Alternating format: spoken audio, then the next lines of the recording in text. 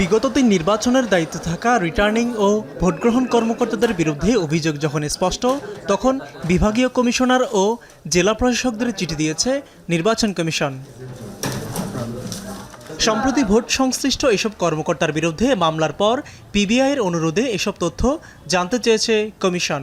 জুলাইয়ের প্রথম সপ্তাহে প্রতিষ্ঠানটি তদন্তের স্বার্থে বিগত 3 নির্বাচনের দায়িত্বে থাকা রিটার্নিং অফিসার, প্রিজাইডিং অফিসার, সহকারী প্রিজাইডিং অফিসার ও পোলিং অফিসারদের বিষয়ে বিস্তারিত তথ্য চেয়েছে।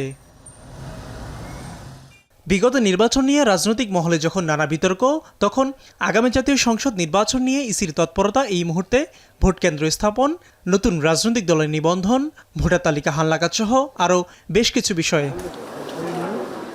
সোমবার ইসি সচিব আক্তার আহমেদের সভাপতিত্বে মাসিক সমন্বয় সভায় 31 মের মধ্যে আবেদন করা 25,000-এর বেশি এনআইডি সংক্রান্ত আবেদন 31 আগস্টের মধ্যে সম্পন্ন করার বিষয়ে সিদ্ধান্ত হয়।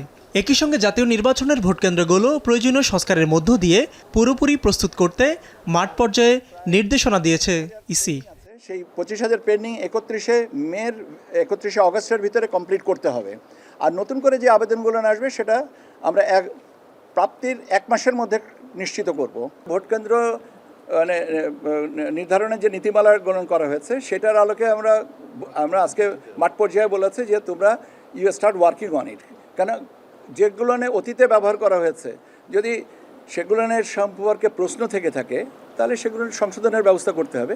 ইসির সিনিয়র সচিব বলেন, বিগত 3 নির্বাচনে অভিযুক্তদের তথ্য চেয়ে পিবিআইয়ের নির্দেশনা অনুযায়ী কমিশন কাজ করছে। আর নতুন রাজনৈতিক দল নিবন্ধনের তথ্যে ঘাটতি থাকায় 144 দলের পরবর্তী কার্যক্রম ঠিক করতে 15 দিনের সময় দেওয়া হয়েছে। পিবিআই থেকে যে চিঠি দিয়েছে সেই সূত্রে আমরা মাঠ পর্যায় থেকে তথ্য আনছি এবং আনার পরে আমরা পিবিআইকে দেবো। বিগত নির্বাচনগুলো যারা 14, 18 এবং 24-এ যারা নির্বাচনের সাথে মাঠ পর্যায়ে জড়িত ছিলেন তাদের নামের তালিকা চেয়েছেন। জুলাইয়ের এই মাসিক সমন্বয় সভা শেষে কমিশন বলছে, ভোটার তালিকা হালনাগাদে 13% তথ্যের ত্রুটি পেয়েছে তারা। বাকিগুলো ইভিএম মেশিন তত্ত্বাবধানের মাধ্যমে এগুলোর ভবিষ্যৎ নির্ধারণে কমিশন কাজ করছে। মিয়া আমিরুল, এখন, ঢাকা।